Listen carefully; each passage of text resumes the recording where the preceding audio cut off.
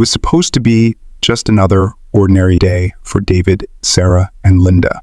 But one hidden secret would change everything forever.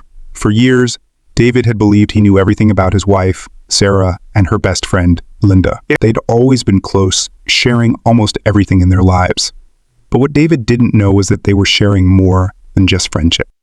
One evening, David stumbled upon something that would shake his world, a private message revealing a hidden relationship between his wife and her best friend.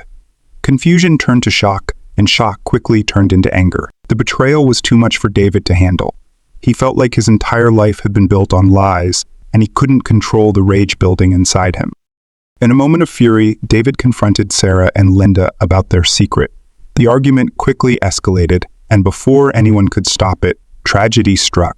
Linda, Sarah's closest friend, was left dead, and David was standing over her lifeless body, realizing what he had done. What had started as a friendship ended in murder. The hidden truth about Sarah and Linda's relationship had torn their lives apart, leading to a crime that would shock everyone who knew them. As we unfold this story, we will explore how one secret tore apart a family, leading to a tragic ending that no one saw coming.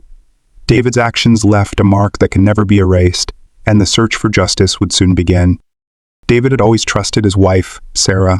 They had been married for 15 years, building a life together that, from the outside, seemed happy and stable.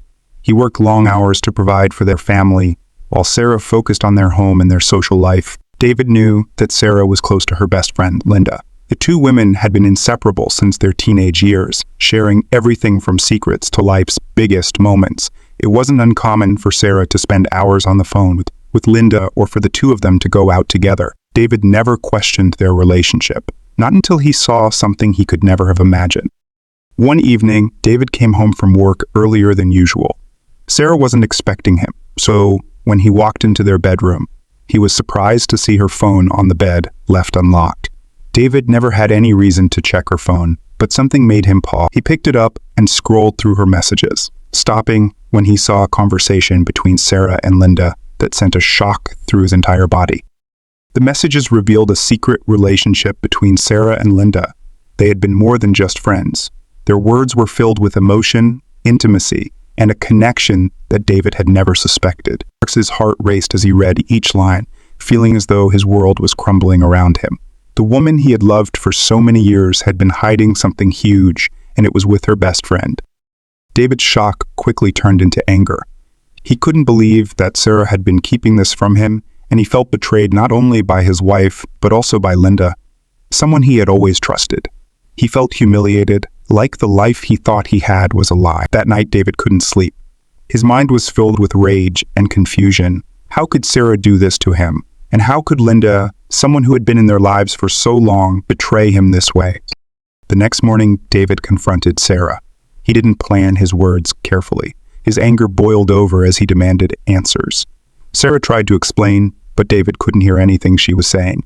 His mind was focused on one thing: betrayal. Every word Sarah spoke felt like another knife in his heart. In his eyes, she had destroyed their marriage, and there was no coming back from this. Unable to handle the intensity of the confrontation, Sarah left the house, going to Linda's apartment to find comfort. She didn't know what to do. The secret she had hidden for so long was out, and she feared what would happen next. Meanwhile, David's anger only grew stronger.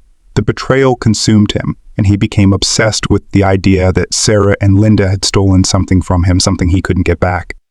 Later that evening, David went out to drink, trying to drown his anger in alcohol, but the alcohol only fueled his rage.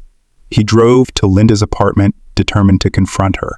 In his mind, it wasn't just Sarah who had wronged him, it was Linda too. He wanted answers, and he wasn't going to leave until he had them. When David arrived at Linda's apartment, he was trembling with rage. He banged on the door until she opened it, and without thinking, he forced his way inside. Linda was caught off guard. She had never seen David like this. He was furious, and his anger was like a storm waiting to explode. He started shouting, accusing her of ruining his life, of destroying his marriage. Linda tried to calm him down, but David wasn't listening. His mind was too clouded with fury. As the argument escalated, David lost control. The rage that had been building inside him for hours finally erupted. He grabbed the nearest object he could find, a heavy lamp from Linda's living room, and swung it. The impact was brutal, and Linda collapsed to the floor. David stood there for a moment, breathing heavily, his mind racing to process what had just happened. Linda lay motionless on the floor, blood pooling around her head. For the first time since discovering the secret, David felt a moment of clarity. He had done something terrible, something that couldn't be undone.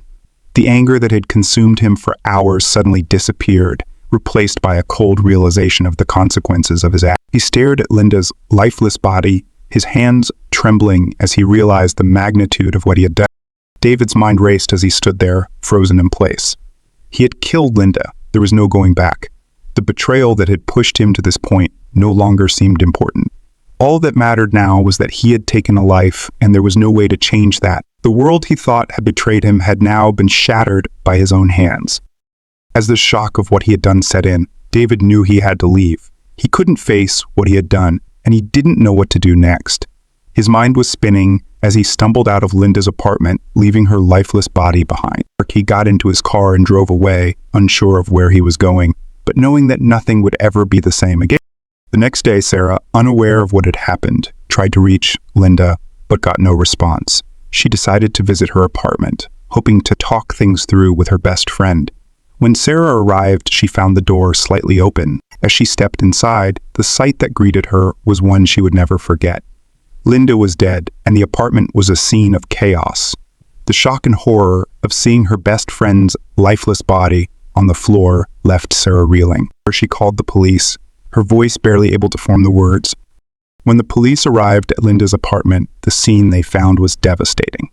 Officer Tund, an experienced investigator who had seen his share of violent crimes, immediately recognized the signs of a brutal attack. Linda's lifeless body lay in the living room, surrounded by the shattered remnants of what had been a vicious struggle. Bloodstains marked the floor and walls, evidence of a sudden and deadly confrontation.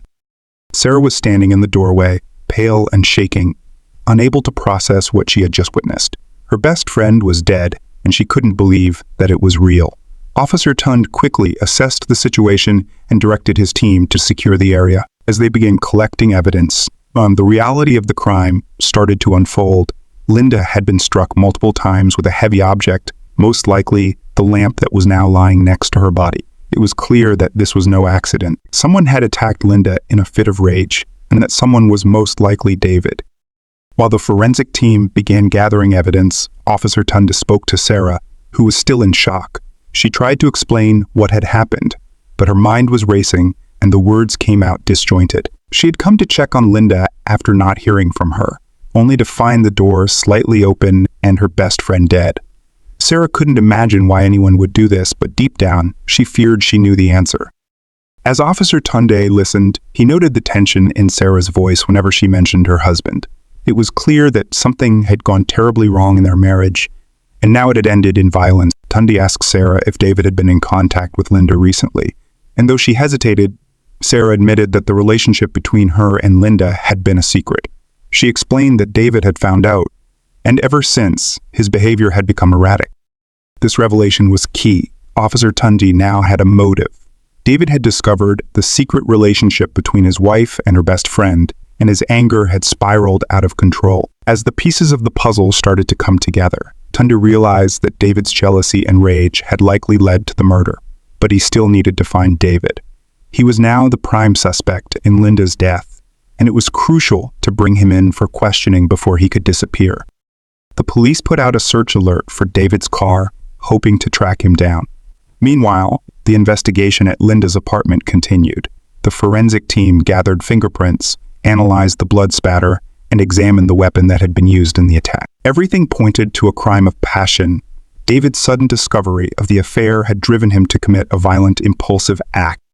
As the investigation progressed, more details about the strained relationship between David, Sarah, and Linda began to emerge. Friends and neighbors were interviewed, and many of them mentioned the tension they had noticed between the three in recent weeks. Some neighbors had heard arguments coming from David and Sarah's home, and a few had even seen David's erratic behavior in the days leading up to the murder. It was clear that the discovery of the secret relationship had been the catalyst for everything that followed. Hours later, the police received a tip. David's car had been spotted parked near a secluded area outside of town. Officer Tund and his team immediately set out to locate him, hoping to apprehend him before he could do anything else. As they approached the area, they found David sitting alone in his car, staring blankly out of the window. His clothes were disheveled, and his hands were still stained with Linda's blood. David didn't resist when the police arrested him. He seemed lost, as if the full weight of what he had done hadn't yet registered. As Officer Tund placed him in handcuffs, David muttered under his breath, his eyes vacant and distant. It was clear that his rage had consumed him, but now that it had passed, all that remained was emptiness. Back at the police station, David was placed in an interrogation room. He sat there, silent and withdrawn, while Officer Tunde prepared to question him. The evidence against David was overwhelming. The motive, the crime scene, and the witnesses all pointed to him as the killer. But Tunde still needed to hear the full story from David's own mouth. When the questioning began, David was slow to respond. His mind seemed elsewhere, trapped in the events of that terrible night.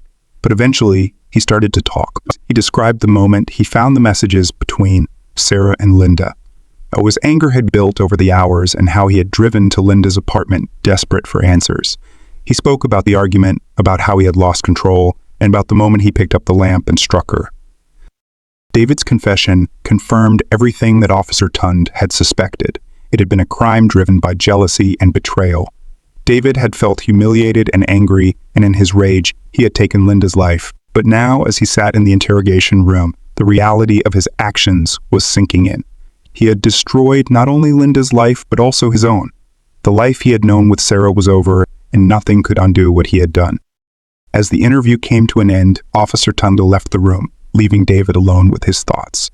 The case against him was solid, and it wouldn't be long before he faced trial for murder. But for now, David was left to grapple with the consequences of his actions, knowing that the moment he had lost control had changed everything forever. The investigation was just beginning, but one thing was certain: this was a crime that had torn apart the lives of everyone involved. As David sat in jail, the weight of what he had done started to settle in. The calm that had overtaken him during his arrest was gone, replaced by the reality of the situation he now faced. He was being charged with murder. And no matter how hard he tried, he couldn't escape the image of Linda lying lifeless on the floor of her apartment. The life he had built with Sarah had crumbled, and now he was facing the full consequences of his actions. David's lawyer, an experienced defense attorney, visited him to begin preparing for the trial. The lawyer needed to know exactly what had happened. From the moment David discovered the messages between Sarah and Linda to the final, fatal confrontation. David's account of the events was filled with remorse, but his anger was still evident.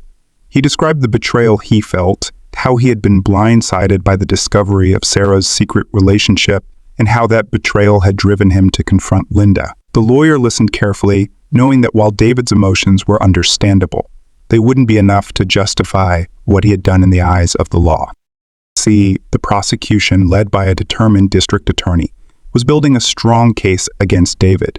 They had clear evidence linking him to the crime: his fingerprints on the murder weapon, the eyewitness testimony from Sarah, and his own confession. The district attorney planned to argue that David had acted out of jealousy and rage, and that the murder was a deliberate act fueled by his inability to handle the truth about his wife's relationship with Linda. The prosecution was confident that they could secure a conviction for first-degree murder, which would mean a life sentence for David. As the trial date approached, the media caught wind of the story, and it quickly became a high-profile case.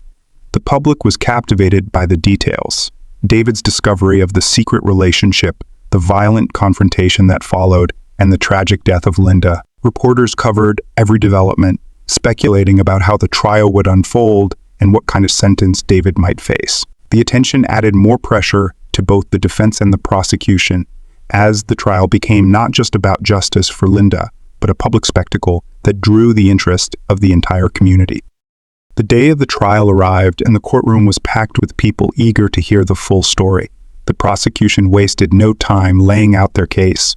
They painted David as a man who had lost control, driven by jealousy and anger to commit a violent crime. They presented the evidence methodically: the messages David had found, the weapon he had used to kill Linda, and the timeline of events leading up to the murder. Every detail was aimed at proving that David had acted with intent, that he had gone to Linda's apartment knowing what he was going to do. The defense, on the other hand, focused on David's emotional state at the time of the crime. His lawyer argued that David had been overwhelmed by the discovery of Sarah's secret relationship with Linda, and that in his emotional turmoil he had acted impulsively. They argued that David had not planned to kill Linda, but had simply lost control in the heat of the moment. The defense's goal was to reduce the charge from first-degree murder to manslaughter, which would result in a lighter sentence. Sarah was called to testify, and her testimony was one of the most emotional moments of the trial. She described the relationship she had shared with Linda, how it had evolved over time, and how she had tried to keep it a secret from David. Sarah's voice trembled as she spoke about the moment David found out, and how his anger had grown uncontrollable. She recounted the argument that had erupted between them, and how she had fled to Linda's apartment, not realizing that David would follow. When asked about the night of the murder, Sarah could barely speak. The guilt she felt was palpable as she blamed herself for everything that had happened. The prosecution pressed Sarah on the details, trying to show that David's actions had been premeditated. They questioned her about his behavior in the days leading up to the murder, trying to establish a pattern of escalating anger that culminated in the violent. The defense, however, focused on Sarah's testimony as evidence of David's emotional distress. They argued that his actions were not the result of careful planning, but of a man who had been pushed to the edge by a devastating revelation. As the trial continued, the jury heard from witnesses, including the neighbors who had heard the argument and seen David leaving Linda's apartment on the night of the murder. The forensic evidence was presented in detail, showing how Linda had died from the blunt force trauma caused by the lamp David had used as a weapon. The prosecution emphasized the brutality of the crime, while the defense tried to humanize David, portraying him as a man whose life had unraveled in an instant. David's own testimony was the final piece of the trial. His lawyer had advised him to be honest, but controlled in his emotions. David described the pain he had felt when he discovered the messages, how his world had seemed to fall apart in that moment. He admitted that he had gone to Linda's apartment to confront her, but insisted that he had not planned to kill her. His voice broke as he described the final moments, how the argument had escalated, and how he had lost control in a moment of blind rage. David's regret was clear, but whether it would be enough to sway the jury remained to be seen. As the trial neared its conclusion, both sides made their final arguments. The prosecution asked the jury to consider the evidence, to remember the life that had been taken and the brutal way in which it had ended. They argued that David's actions were those of a man who couldn't accept the truth and had chosen violence over reason. The defense, however, urged the jury to see the humanity in David's actions, to understand the emotional turmoil that had led to the crime, and to consider a lesser charge that reflected the circumstances of the case. Now, it was up to the jury to decide David's fate. The trial had been intense, emotional, and filled with difficult questions about love, betrayal, and violence. The next phase would determine how justice would be served, and whether David would spend the rest of his life in prison, or if the jury would show him some measure of mercy. The courtroom fell silent as everyone waited for the verdict that would change everything. As the trial entered its final phase, the jury faced an enormous challenge. Both the prosecution and the defense had presented compelling arguments, leaving the jury to decide whether David's actions were premeditated murder or a crime of passion, sparked by the sudden revelation of Sarah and Linda's secret relationship. The courtroom had been filled with tension from the start, but now, with the trial nearing its end, the atmosphere was almost unbearable. The prosecution had emphasized the brutality of the crime, reminding the jury of the cold, hard facts. Linda had been beaten to death with a heavy lamp, and the evidence was clear that David had struck her multiple times in a fit of rage. The prosecutor argued that David's actions were not the result of an emotional outburst, but of a calculated decision to confront Linda and end her life. The prosecution pointed to the messages David had found, his journey to Linda's apartment, and the fact that he had forced his way inside. These, they argued, were all signs of premeditation. David hadn't gone to Linda's apartment to talk. He had gone there to end the relationship permanently.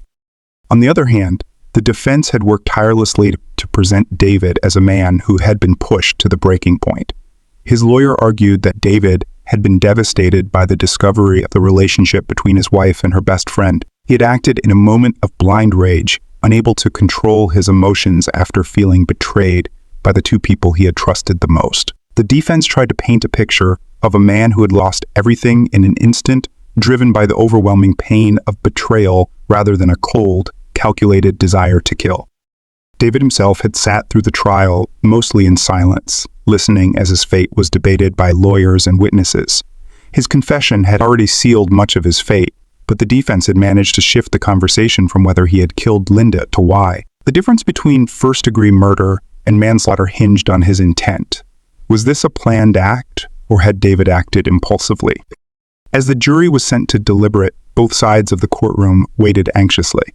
The jurors filed into a small, private room to discuss the case. They were tasked with reaching a unanimous decision, and the weight of that responsibility hung heavily over each of them. The evidence was clear: David had killed Linda. But the question of whether it was premeditated or a spontaneous act of rage was less clear. The jury debated for hours, going over the testimony, the evidence, and the emotional impact of the case. Some jurors felt strongly that David's actions were deliberate, pointing to the fact that he had driven to Linda's apartment after discovering the messages. They argued that he had time to cool down during the drive, but instead, he had allowed his anger to grow. Others in the jury room were more sympathetic to David, believing that his emotional state at the time of the murder had clouded his judgment and that he had not intended to kill Linda when he went to her apartment.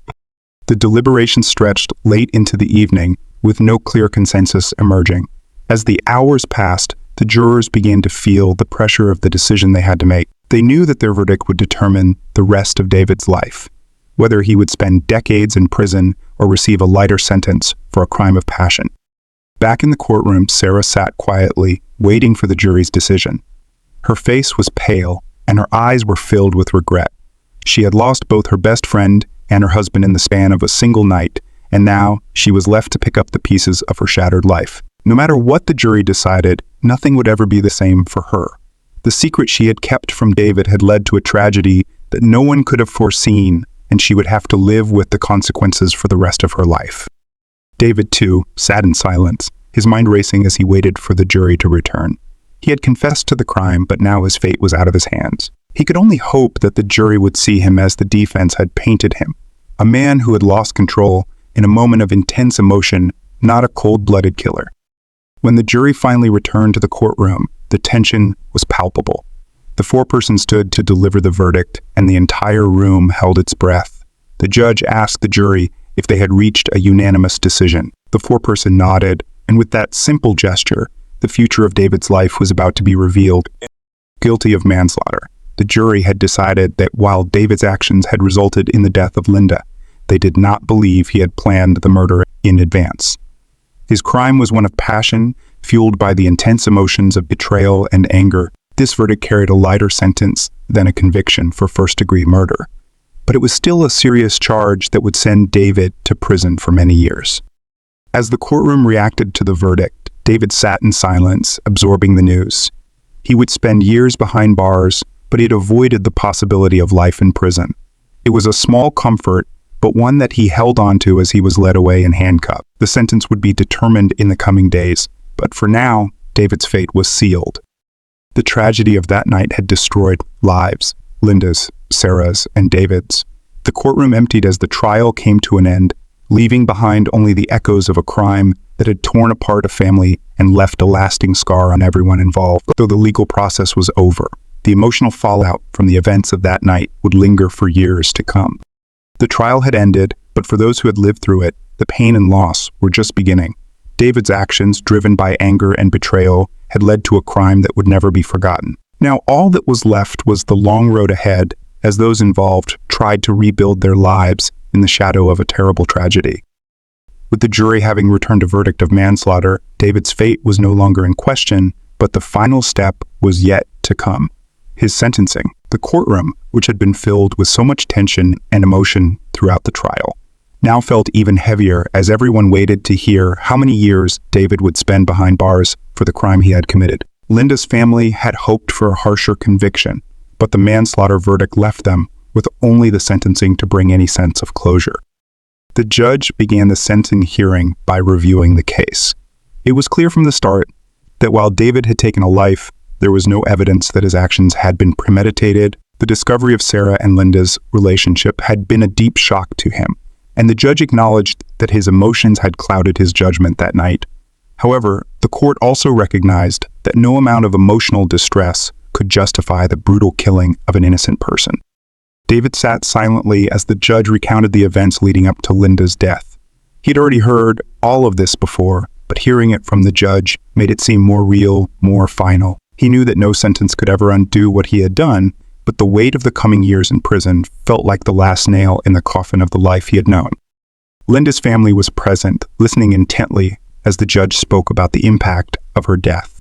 For them, this wasn't just about legal justice.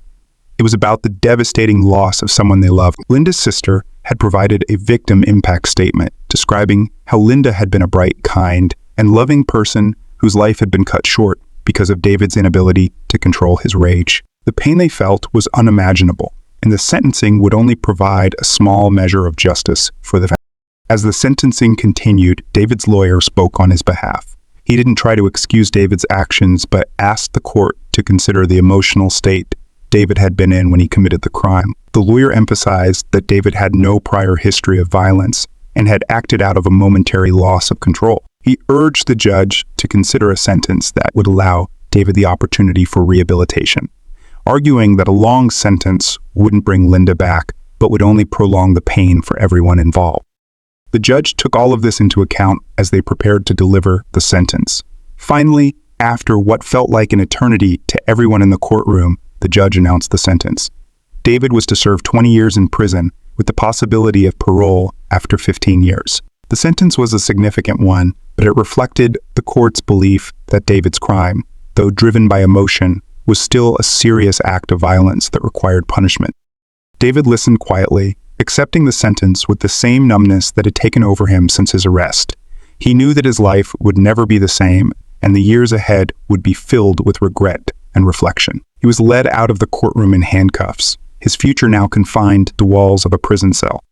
For Linda's family, the sentence brought a sense of closure, but it couldn't erase the grief they felt. The loss of Linda would remain with them forever, a painful reminder of the violence that had taken her from them. Sarah, too, was left to pick up the pieces of her life. She had lost both her best friend and her husband, and the weight of her decisions would haunt her for years to come. As the courtroom emptied, it became clear that while the legal chapter had come to an end, the emotional aftermath of the crime would linger long after the trial. David's 20-year sentence marked the end of one part of the story, but for everyone involved, the consequences of that fateful night would never truly go away.